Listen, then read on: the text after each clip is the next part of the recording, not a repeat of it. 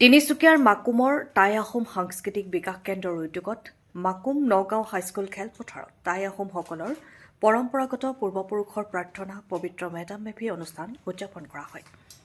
কাৰ্যসূচী অনুসৰি মাকুম মেডাম মেফি উদযাপন সমিতিয়ে পৰিৱেশ প্ৰদূষণ বিষয়টো গুৰুত্ব সহকাৰে লৈ গছপুলি বিতৰণৰ বিশেষ ব্যৱস্থা হাতত লয়।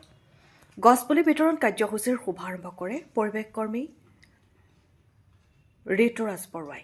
পৰিৱেশ কৰ্মী ঋতুৰাজ বৰুৱাই বৰ্তমান সময়ত ভয়ংকৰভাৱে জলবায়ু পৰিৱৰ্তনৰ বিষয়টো গুৰুত্ব সহকাৰে লৈ তাকে নিয়ন্ত্ৰণ কৰিবলৈ প্ৰত্যেককে এজোপাকৈ গছপুলি ৰোপণ আৰু প্ৰতিপালন কৰিবলৈ আহ্বান জনায়।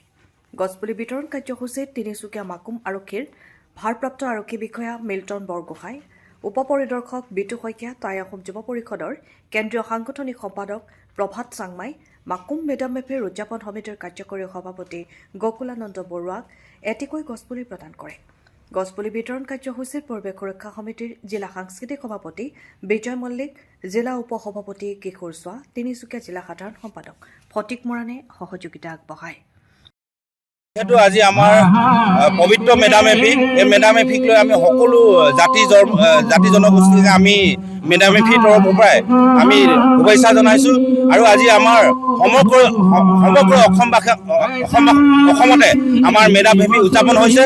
গতিকে আজি আমি মাকুমতো চাউলুং চুকাফাৰ নীতি আদৰ্শই আমি মেডাম মেফি আজি পাতিছোঁ। গতিকে সকলো ৰাইজকে এই মেডাম মেফিৰ তৰফৰ পৰা আমি বিলম্বভাৱে অনুৰোধ জনাইছোঁ যাতে সকলোৱে সহায় সহযোগিতা দিহা পৰামৰ্শ দিছে। সকলোকে আমি শুভেচ্ছা জনাইছোঁ যাতে আমাৰ যদি ইয়াত খুট খাট থাকি গৈছে যে সকলো ৰাইজকে আমি নমস্কাৰ জনাইছোঁ যাতে এই মেডাম মেফি থলীৰ পৰাই সকলোকে আমি ধন্যবাদ জনাইছোঁ। এয়াই আমাৰ মনৰ কামনা।